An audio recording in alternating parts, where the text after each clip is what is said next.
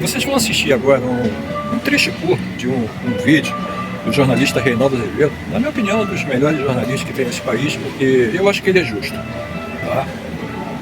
Falando sobre os conceitos básicos de democracia, tá? E tudo que aconteceu no Brasil desde 2018 para cá.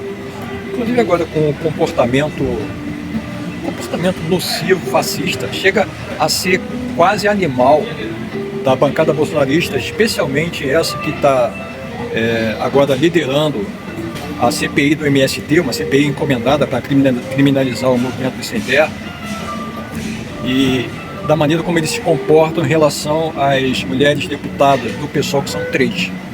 Comportam de uma forma nojenta, machista, uma forma asquerosa,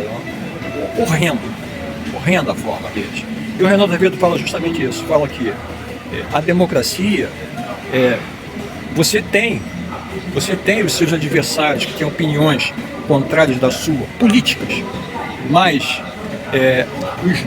ambos os lados zelam pela democracia. O presidente Luiz Inácio Lula da Silva esteve no Rio de Janeiro, num evento no estádio Ítalo Del Cima, isso? Em Campo Grande, zona oeste do Rio de Janeiro.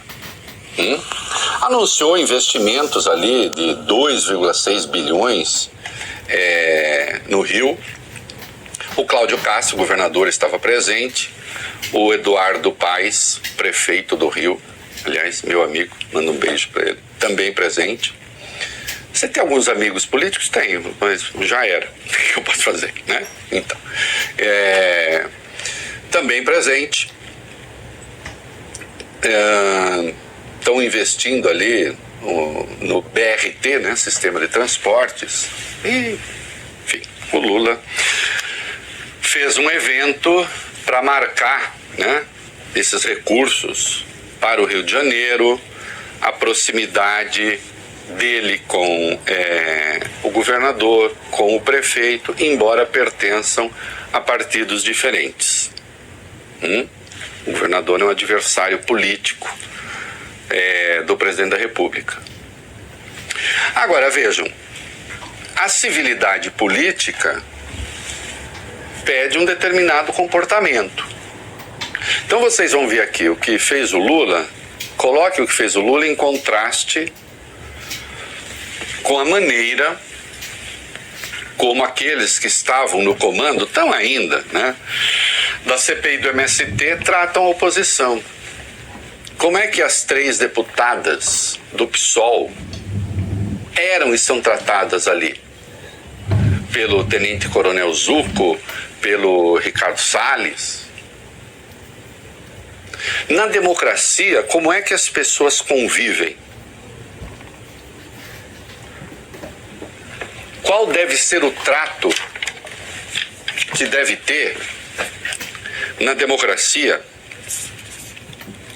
pessoas que não pensam a mesma coisa?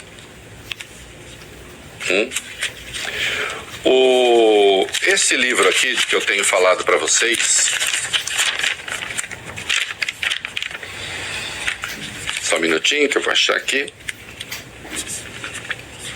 Os Anos Bolsonaro, Crônicas de Tempos Sombrios, do José Sócrates, ex-primeiro-ministro de Portugal, por 6 anos. Eu acho que vocês têm de ler.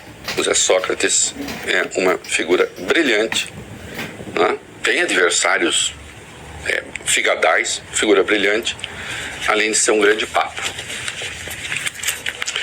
E ele tem um trecho aqui, vale bem,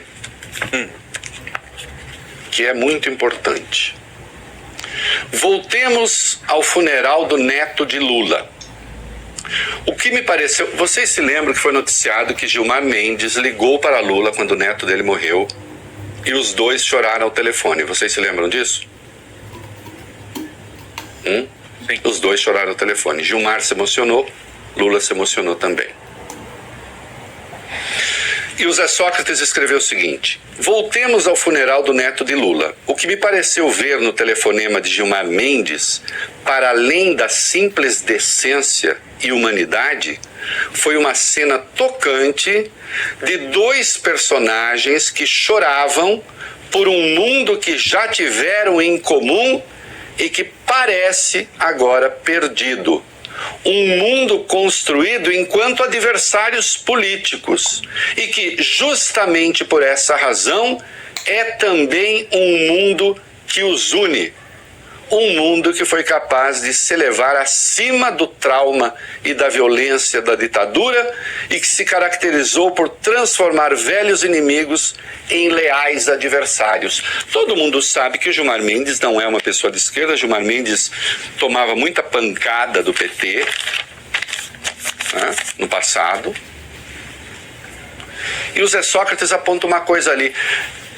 Chorava-se a tragédia da morte de uma criança. E vocês se lembram que gente da Lava Jato tirou sarro da criança, da morte da criança, do Lula. Uma coisa asquerosa. Revelamos isso na Vaza Jato. Mas o Zé Sócrates diz: adversários e por isso mesmo um mundo que os une. Na democracia, os adversários têm de estar unidos, voglio bene, na defesa da democracia, ainda que com visões diferentes. Não é isso?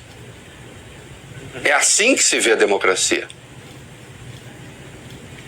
E em vez disso, nós tivemos outra coisa durante o bolsonarismo. Amanhã, dia daquela melhor coluna, né? Melhor ainda que a outra.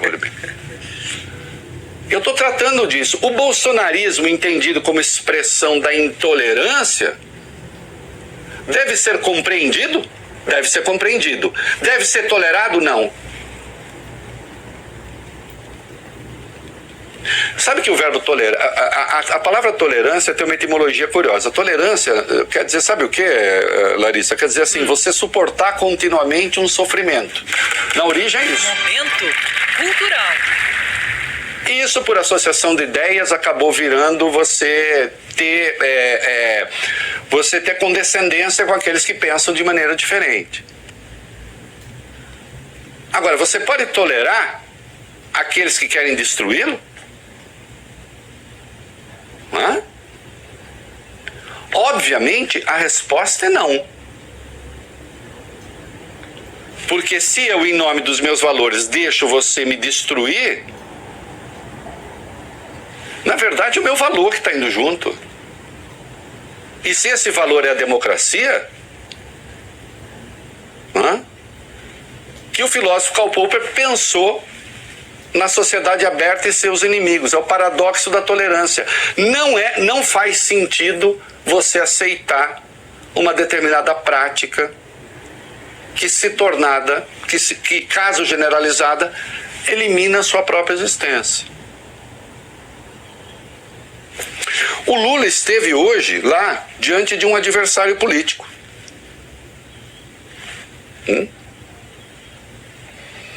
Havia um número maior, enfim, um evento com Lula, claro, um número maior de pessoas mais à esquerda, progressistas, etc. E o Lula, nós vamos aí para o vídeo sobre o Castro, tá, meninos, vocês que estão aí. E o Lula, quando se referiu, e quando se citava o nome do governador, quando o Lula citou, quando o pai citou, o governador foi vaiado.